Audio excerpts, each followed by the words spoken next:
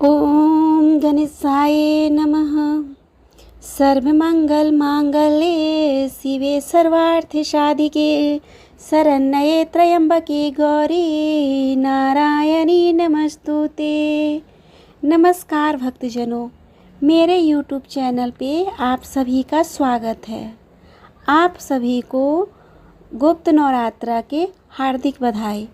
आज हम सुनेंगे 10 विद्या स्वरूपा 8वीं देवी माता बगलामुखी से जुड़ी कहानी। माता बगलामुखी की संपूर्ण जानकारी। माता बगलामुखी का कैसा स्वरूप है, उनकी कैसी शक्तियाँ हैं, उनकी आराधना कैसे की जाती है तथा उनकी आराधना से उनके साधकों को किस तरह की शक्तियाँ मिलती है और साधक कैसी मनोकामना पूर्ण कर सकते हैं, ये समस्त जानकारी आपको एक ही जगह इसी वीडियो में आज देने वाली हूँ। तो प्लीज़ आप लोगों से रिक्वेस्ट है कि वीडियो छोड़कर कहीं ना जाए और उसको पूरा देखें, पूरा सुने। जैसा कि हमको पता है, माता बगलामुखी 10 महाविद्या स्वरूपा में 8वीं देवी मानी जाती है। स्वतंत्र तंत्र के अनुसार सत्य युग में इस चराचर जगत को नष्ट करने वाला भयानक वात क्षोभ तूफान घोर आंधी आया, जिसके कारण समस्त प्राणी तथा स्थूल तत्वों के अस्तित्व पर संकट गहरा रहा था। सभी काल का ग्रास बनने जा रहे थे। संपूर्ण जगत पर संकट आया हुआ देखकर जगत के पालनकर्ता श्री हरि भगवान विष्णु अत्यंत चिंतित हो गए तथा भगवान शिव के पास गए तथा उपस्थित समस्याओं के निवारण हेतु कोई उपाय पूछा। भगवान शिव ने उन्हें बताया कि शक्ति के अतिरिक्त कोई भी इस समस्या का समाधान नहीं कर सकता है और न करने में सक्षम है। तदंतर भगवान विष्णु सौराष्ट्र प्रांत में गए तथा हरिद्रा सरोवर के समीप जाकर अपनी सहायतार्थ देवी श्री विद्या महात्रिपुर सुंदरी को प्रसन्न करने हेतु तप करने लगे। उस समय देवी श्री विद्या सौराष्ट्र के एक हरिद्रा सरोवर में वास कर रही थी। भगवान विष्णु ने तप से संतुष्ट हो श्री विद्या महात्रिपुर सुंदरी बगलामुखी स्वरूप में उनके सम्मुख अवतरित हुई, जो पीत वर्ण से युक्त थी तथा उनसे तप साधना करने का कारण ज्ञात किया। भगवान विष्णु द्वारा निवेदन करने पर देवी बगलामुखी तुरंत ही अपनी शक्तियों का प्रयोग कर विनाशकारी तूफान या महाप्रलय को शांत किया, या कहे तो स्तंभित किया। इस प्रकार उन्होंने संपूर्ण जगत की रक्षा की। वैशाख शुक्ल पक्ष अष्टमी के दिन देवी बगलामुखी का प्रादुर्भाव हुआ था।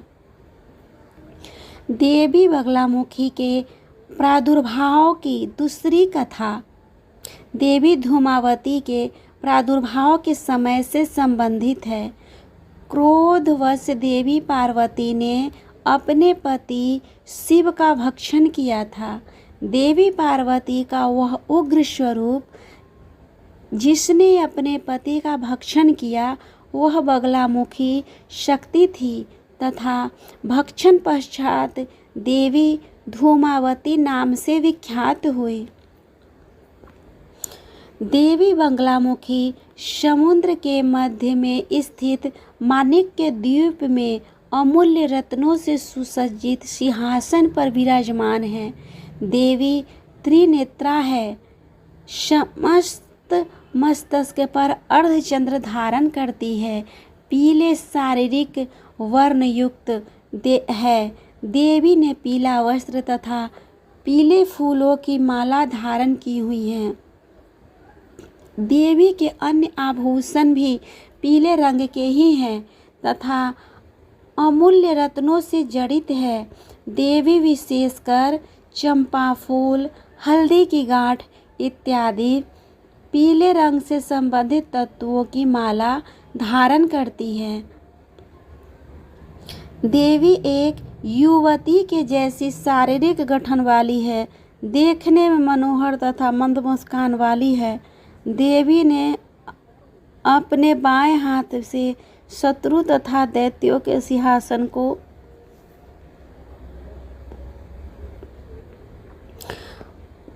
जिह्वा को पकड़कर खींच रखा है तथा दाएं हाथ से गदा उठाए हुए है, जिसमें शत्रु अत्यंत भयभीत हो रहा है। कई स्थानों में देवी ने मृत शरीर का शव को अपना आसन बना रखा है तथा शव पर ही आरूढ़ है तथा दैत्य या शत्रु के जिह्वा को पकड़ रखा है। देवी वचन या बोल चाल से गलतियाँ या अशुद्धियों को निकालकर सही करती है। अब हम जानते हैं माता बगलामुखी से संबंधित जुड़े अन्य और भी तथ्य। कुब्जिका तंत्र के अनुसार बगला नाम की 3 अक्षरों से निर्मित है। ब, ग, ला और व। अक्षर वारुणी, ग अक्षर सिद्धिदा तथा ला अक्षर पृथ्वी को संबंधित करता है।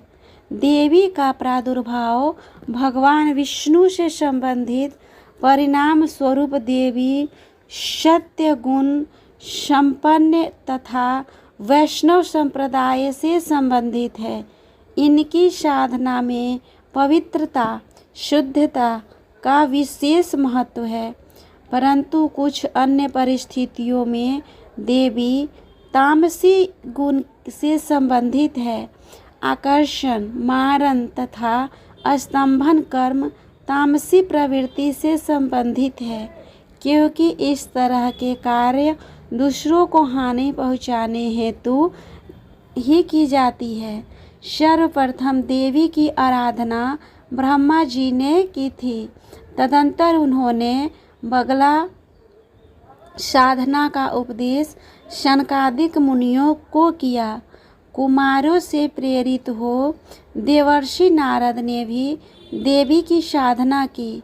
देवी के दूसरे उपासक स्वयं जगत पालन करता भगवान विष्णु हुए तथा तीसरे भगवान परशुराम।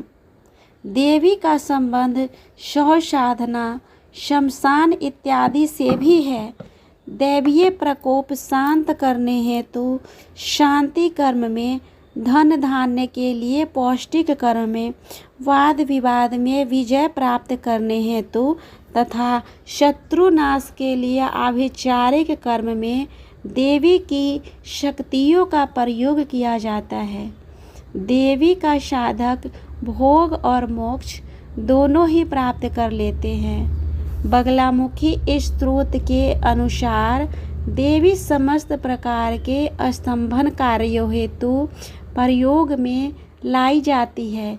जैसे अगर शत्रुवादी हो तो गुंगा, छत्रपति हो तो रंक, दावानल या भीषण अग्निकांड शांत करने हेतु क्रोधी का क्रोध शांत करवाने हेतु, धावक को लंगड़ा बनाने हेतु, सर्वज्ञाता को जर बनाने हेतु, गर्भ युक्त के गर्भभंजन करने हेतु, तीव्र वर्षा का भीषण अग्निकांड हो, देवी का साधक बड़ी ही सरलता से समस्त प्रकार के विपत्तियों का स्तंभन कर सकता है।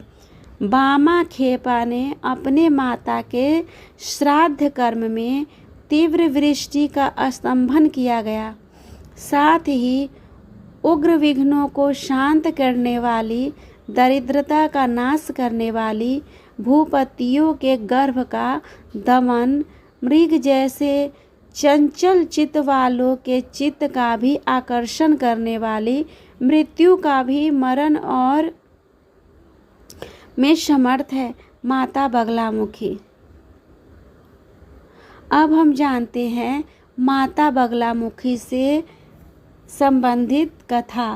देवी का घनिष्ठ संबंध अलौकिक पारलौकिक जादुई शक्तियों से है, जिसे इंद्रजाल कहा जाता है। उच्चाटन, स्तंभन, मारन जैसे घोर कृत्यों तथा इंद्रजाल या चमत्कार दिखने की विद्या देवी की कृपा के बिना संपूर्ण नहीं हो पाते। देवी ही समस्त प्रकार के रिद्धि और सिद्धि प्रदान करने वाली है। विशेषकर तीनों लोकों में किसी को भी आकर्षित करने की शक्ति, वाक शक्ति, स्तंभन शक्ति देवी के भक्त अपने शत्रुओं को ही नहीं बल्कि तीनों लोकों को वश में करने में समर्थ होते हैं। विशेषकर झूठे अभियोग प्रकरणों में अपने आप को निर्दोष सिद्ध करने हेतु देवी की आराधना उत्तम मानी जाती है। किसी भी प्रकार के झूठे अभियोग में अपनी रक्षा हेतु देवी के शरणागत होना सबसे अच्छा साधक है। देवी ग्रह गोचर से उपस्थित समस्याओं का भी विनाश करने में समर्थ है। देवी का संबंध आकर्षण से भी है। काम वासनाओं से युक्त कार्यों में भी देवी आकर्षित करने हेतु विशेष बल प्रदान करती है। इस प्रकार हमने जाना माता बगलामुखी से संबंधित उनकी संपूर्ण जानकारियाँ, उनका प्रादुर्भाव, उनका प्रारूप, उनकी शक्तियाँ तथा उनके पूजा करने से मिलने वाले फल। भक्तजनों, उम्मीद करती हूँ आप लोगों को ये जानकारी अच्छा लगा होगा। अगर अच्छा लगे तो प्लीज़ कमेंट करके बताएं। साथ ही मेरे वीडियो को लाइक और शेयर करें और मेरे चैनल को भी सब्सक्राइब कर ले, ताकि जब भी मैं इस कथा का अगला सीरीज लेकर आऊँ, माता मातंगी की कथा, तो उसका नोटिफिकेशन सबसे पहले आपको मिले और आप वो कथा जान पाए तथा माता मातंगी और महाविद्या की सानिध्य को प्राप्त कर पाएँ और अपने मनोकामनाओं की पूर्ति कर पाए। इस तरह आप सभी पे माता रानी अपनी कृपा बनाए रखे। और हाँ, आप गुप्त नवरात्रि के अवसर पर दुर्गा सप्तशती के पाठ का भी श्रवण कर सकते हैं। साथ में नौ दुर्गा के कथाओं को भी श्रवण कर सकते हैं। मैंने नौ दुर्गा के 9 रूप के कथा का वीडियो बना दिया है।